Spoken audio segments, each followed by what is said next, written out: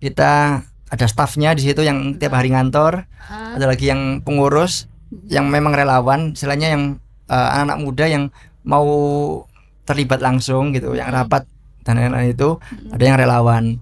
Nah biasanya di situ. Kayak gitu. Selain apa itu yayasan RGB itu RGB. tadi ada bisnis lagi, itu apa Mas namanya? Oke, kalau yang sekarang ini fokus di lembaga bimbel bahasa Inggris. Bimbel kayak apa itu, les kayak gitu. Les ya, kursus bahasa Inggris. Itu di mana tempatnya? Kita ada di baru 3 tempat Mbak Ana. Ya cuman daerah Kebumas juga sih itu. Lumayan banyak ya 3 tempat. Ya, alhamdulillah. Terus kenapa bisa kepikiran buka les bimbel itu gimana? Itu dulu saya waktu SMA, di kelas 2 atau kelas 3. Jadi sekitar 14 tahun yang lalu. Itu saya idenya simpel. Sebenarnya nggak niat untuk bisnis juga awalnya. Pengennya karena dulu saya belajar bahasa Inggris, pernah ke Pare dan beberapa kursus yang lainnya. Akhirnya saya pengen bermanfaat untuk warga sekitar gitu. Nah awalnya pikir saya itu nyoba buka di musola depan rumah saya, tapi ternyata ditolak. Nah, akhirnya saya buka di rumah saya sendiri. Gitu. Jadi berawal dari rumah, di depan kamar itu, di depan kamar tidur tuh ada space. Saya pakai karpet di situ, modal cuman papan tulis ya, yang 1 meter itu. Udah sama betul, saya ngajar sendirian. Oh sendirian? Sendirian. Nggak ada apa itu guru, masih belum? Belum, awal-awalnya nggak ada, saya sendirian. Sendirian. Itu di 2012. Itu saya sendiri. Itu saya ngajar sendiri, terus yang promosi sendiri gitu. Jadi promosi dulu waktu saya SMA ya 2012 itu saya bikin brosur dari Microsoft Word gitu. Terus saya tempelin ke tiap sekolahan, terus di belakangnya di microLED gitu saya. Itu saya sebarin sendiri.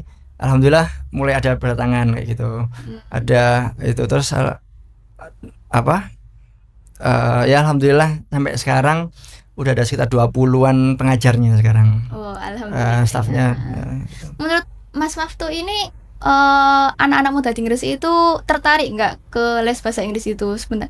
Kan banyak Gen Z gini tuh banyak yang bisa berbahasa Inggris, cuman kayak kurang gitu. Harusnya sih wajib bisa sih harusnya ya. Kenapa? Karena di Gresik sendiri saya lihat Gresik ini potensinya gede banget yang pertama, dan memang secara langsung di depan mata itu kita butuh gitu. Kenapa? Karena di daerah sini di Manyar nih ya, itu kan banyak pabrik ataupun perusahaan yang gede-gede nih, ada JP di situ. Dan ketika saya sering banget lihat di sini tuh ada mulai banyak warga asing yang kerja di situ, terus menetap juga di situ. Apalagi di hotel Aston mungkin atau di Grace Mall itu mungkin ada beberapa bule gitu kan. Ini warga Gresik jadi pemainnya atau jadi penonton doang gitu kan. Dan kalau saya lihat di beberapa perusahaan itu warga Gresik cuman jadi buruhnya gitu. Nah harusnya kalau warga Gresik bisa menangkap peluang ini gitu kan, minimal bahasanya bisa. Mungkin kekurangan bahasa juga itu. Betul mana. Jarang-jarang yang buka les-les gini, kadang bahasa asing kan ada bahasa Inggris, Mandarin gitu kan diperlukan ya. Betul. Banyak loker-loker yang membutuhkan itu. Betul. Terus program apa saja yang ditawarkan di bisnis Masnya ini? Apakah ada kelas khusus untuk para duafa dan anak-anak yatim tadi? Kalau hubungannya sama yatim itu kita ada beasiswa Mbak. Jadi beasiswa nanti tinggal mengajuin. Kita mungkin ada sekitar puluhan mungkin ya, belasan atau puluhan yang yatim tuh tadi. Jadi dari binaan dari RGB kita tawarin untuk les di situ juga itu. Jadi memang ada program beasiswa. Dan kalau di lembaga kami memang fokusnya memang kebanyakan untuk anak-anak dari mulai TK, SD gitu, TK SD atau SMP juga beberapa. Itu, dan kita juga buka kelas dewasa sebenarnya. Jadi buat Gen Z atau buat teman-teman yang di perusahaan kita juga ada kelas TOEFL, IELTS ataupun preparation untuk wawancara gitu. Jadi kita kalau ada wawancara, kemarin ada dari kalau nggak salah mana ya, perusahaan asing tuh yang di itu bukan apa ya, yaitu ada wawancaranya pakai bahasa Inggris. Yang di Manyar itu. Nah itu daftar ke kami gitu. Mas tanya ada nggak yang preparation untuk wawancara, preparasi wawancara itu. Nah, jadi cuma 2 minggu kita layani juga di situ. Perusahaannya yang ngajukan ke masnya? Enggak, ini karyawannya. Jadi staff-staff yang mau daftar tadi ada administrasi terus wawancara nih lah, butuh cuman ini belajar wawancara kayak gitu dalam bahasa Inggris. Berarti lesnya tuh nggak soal mengenal kalimat bahasa Inggris, tapi juga mengajari grammar, terus public speakingnya. Betul. Terus apa nilai hidup yang terus Maftuh pegang saat ini menjalankan misi sosial ini? Dasarnya memang sebaik-baik orang ya itu bukan yang kaya, bukan yang populer dan lain-lain, tapi yang paling bermanfaat itu Mbak Ana. Jadi itu sih. Jadi pribadi itu bakal hidup kalau punya manfaat dampak. Kalau nggak punya dampak, nggak punya manfaat, ya ini. Ada quotes kayak gini. Tuhan menciptakan manusia bukan untuk sempurna tapi untuk berguna. Ya kan? Gitu. Makanya tadi Masnya bikin yayasan itu buat menaikin derajat para anak yatim, duafa, terus bikin bisnis salah sini juga. Mungkin banyak yang ingin belajar bahasa Inggris, cuman keterbatasan tempat les di sini. Kan nggak banyak yang buka les bahasa Inggris kayak gini ya. Mungkin bukanya itu untuk SD, SMP itu pun untuk mengenal kalimatnya, nggak sampai ke pemahaman grammar sama public speakingnya kayak gitu kebanyakan ya. Motivasi Masnya juga ini apa sama nilai filosofi hidup Masnya? Yang pertama memang dimanapun kamu berada, saya berada, itu harus punya value, punya manfaat buat orang lain gitu. Jadi ketika saya punya, jadi karena yang bermanfaat itu nggak harus punya segala sesuatu baru manfaat. Jadi bukan nunggu kaya baru berbagi, tapi berbagilah baru Allah kayakan kayak gitu. Atau sekedar jangan nunggu sempurna untuk tersenyum gitulah. Tapi tersenyumlah dimanapun gitu kan, untuk dapat kesempurnaan tadi, untuk dapat kebahagiaan. Itu sih. Jadi saya pengen menjadi pribadi yang punya manfaat dimanapun saya berada gitu Mbak Ana. Beruntung masih sehat ya. Amin. Itu membantu gitu biar bisa bermanfaat ke orang-orang gitu.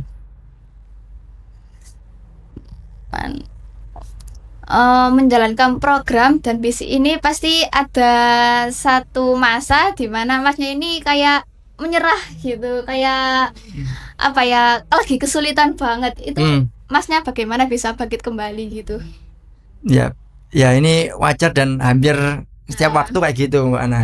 Ada banyak masalah. Beberapa waktu yang lalu ini dekat-dekat ini juga ada masalah yang lumayan besar gitu kan.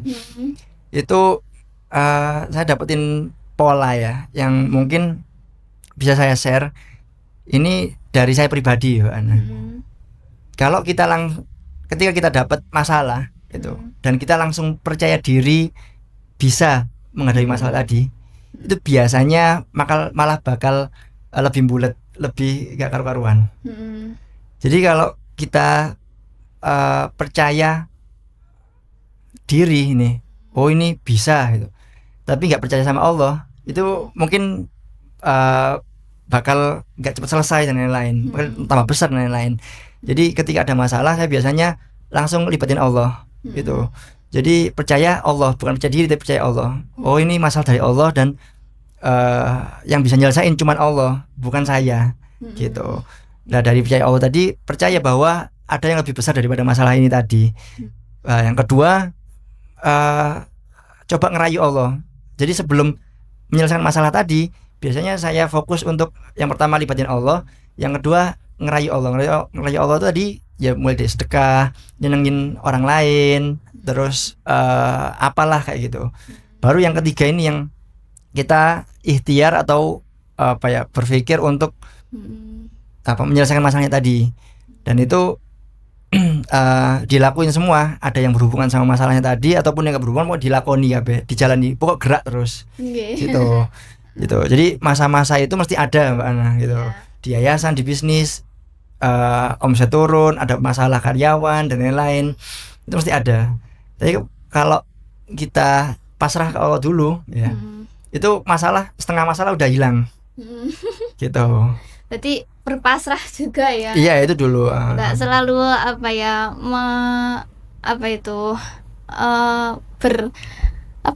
harus pasrah gitu. Nggak harus aku bisa, tapi kan ya capek betul. Mungkin bukan pasrah, terserah mungkin ya. Iya, terserah dulu pada Tuhan.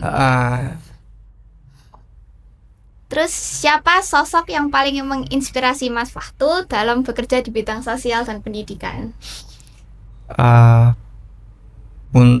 Yang inspirasi nih. Iya, menginspirasi.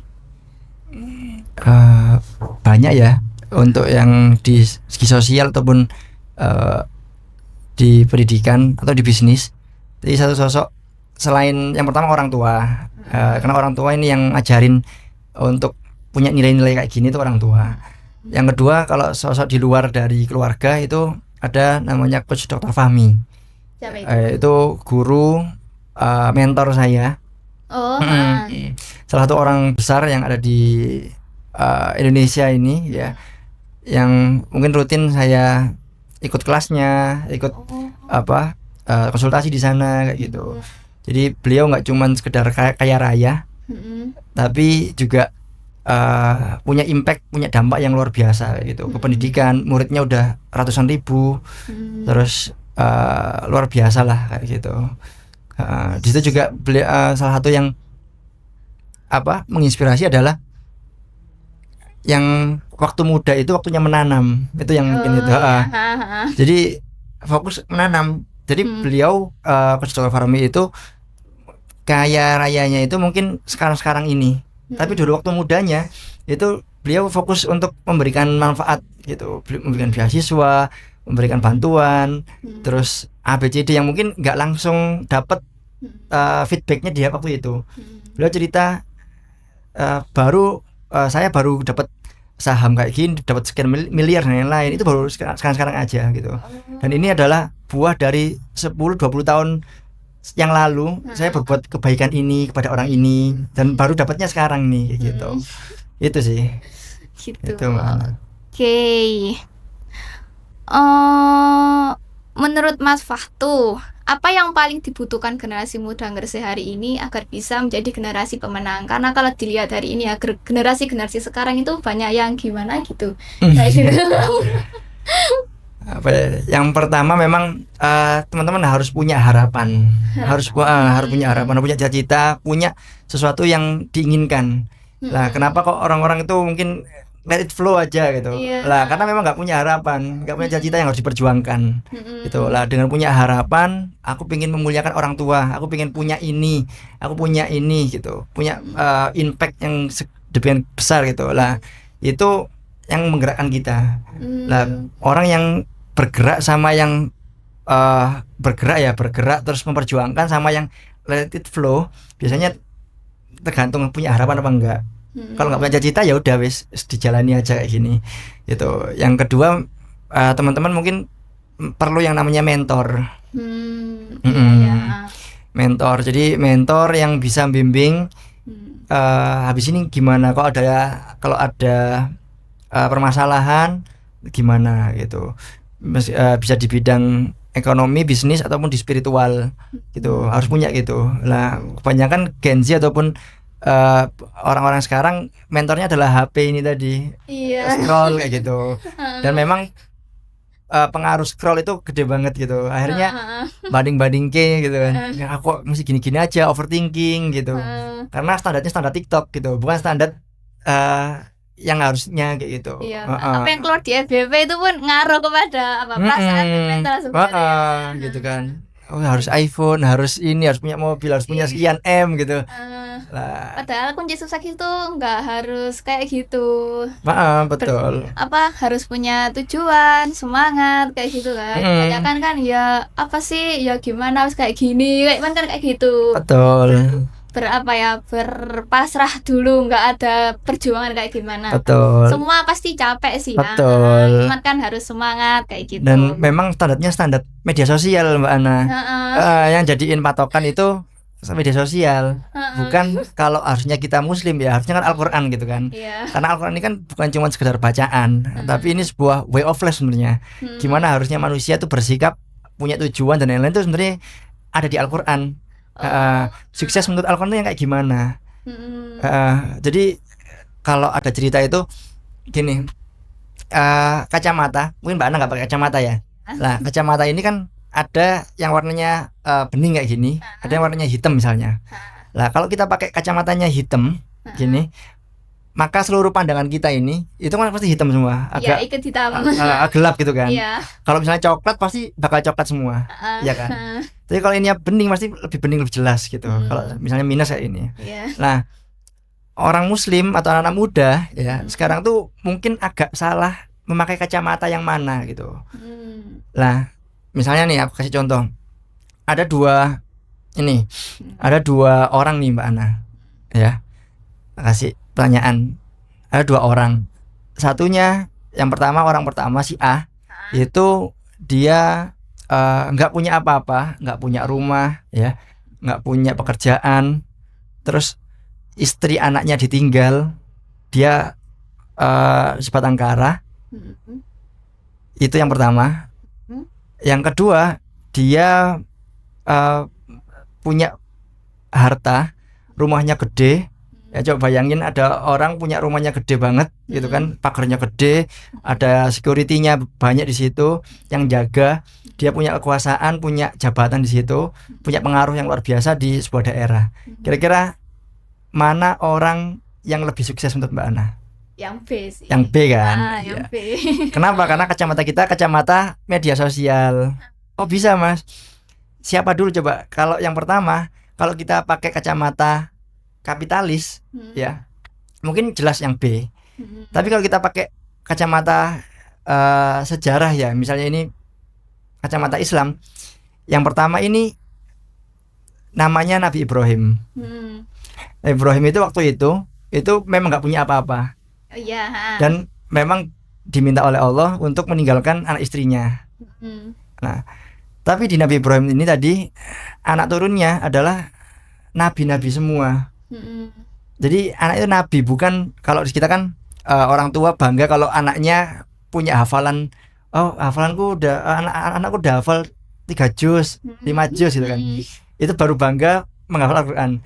Anaknya Nabi Ibrahim ya, itu nabi gitu loh. Orang yang dicintai oleh Allah gitu loh. Luar biasa. Bapaknya para nabi. Orang yang paling dicintai oleh Allah. Nah, sedangkan yang satu, yang B, dia Fir'aun. Gimana coba? Aku sampai sekarang nggak pernah respect sama Fir'aun ya. Meskipun punya segalanya gitu. Tapi ya kalau nggak ada ketakwaan ya percuma gitu. Nah, masyarakat yang sekarang itu kacamata kapitalis, kacamata yang memandang kesuksesan itu hanya dilihat dari ininya aja, apa yang dia punya, apa yang dia kenakan, apa yang dilihat dari luarnya gitu aja ya. Gitu. Bukan dilihat dari siapa sih orang tadi, bukan dilihat dari ketakwaannya. Kalau kita lihat dari Al-Qur'an surat Al-Mu'minun kalau nggak salah ayat 1 sampai 11, siapakah orang yang sukses itu di situ ada. Qad aflahal mu'minun. Siapa orang yang aflah, siapa yang beruntung itu, orang yang sukses, menang. Itu orang yang khusyuk sholatnya. Yang kedua, orang yang membayar zakat, orang yang punya pengaruh dan lain-lain, yang seluruhnya kebaikan. Dan ini nggak ada yang nggak ada di media sosial sekarang.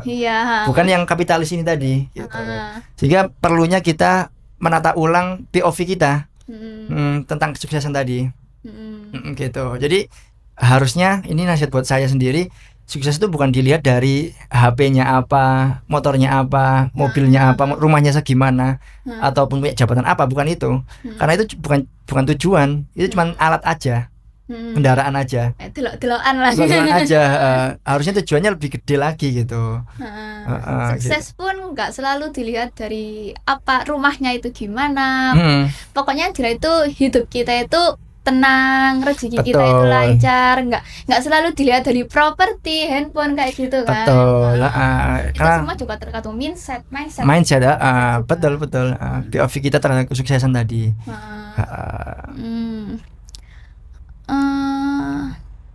Dan seharusnya kalau kesuksesan itu dilihat dari seberapa kita punya makna, punya pengaruh ke orang lain, harusnya Mbak Ana juga jadi orang sukses gitu loh. Semua orang berhak untuk sukses gitu kan. Anak kalau standarnya kita punya pengaruh ke ibu misalnya, membahagiakan orang tua sukses, ya udah itu dilakuin gitu kan. Kalau seorang pekerja media misalnya gini untuk nyebarin konten yang bermanfaat, itu sebuah kesuksesan, ya itu lakuin gitu kan. Dan itu kesuksesan gitu loh. Iya. Jadi nggak perlu standar yang lain-lain harusnya kan. Gitu. Gak perlu sampai apa ya, kadang orang zaman sekarang aku harus kerja ke ini, soalnya ini gini gitu. Betul.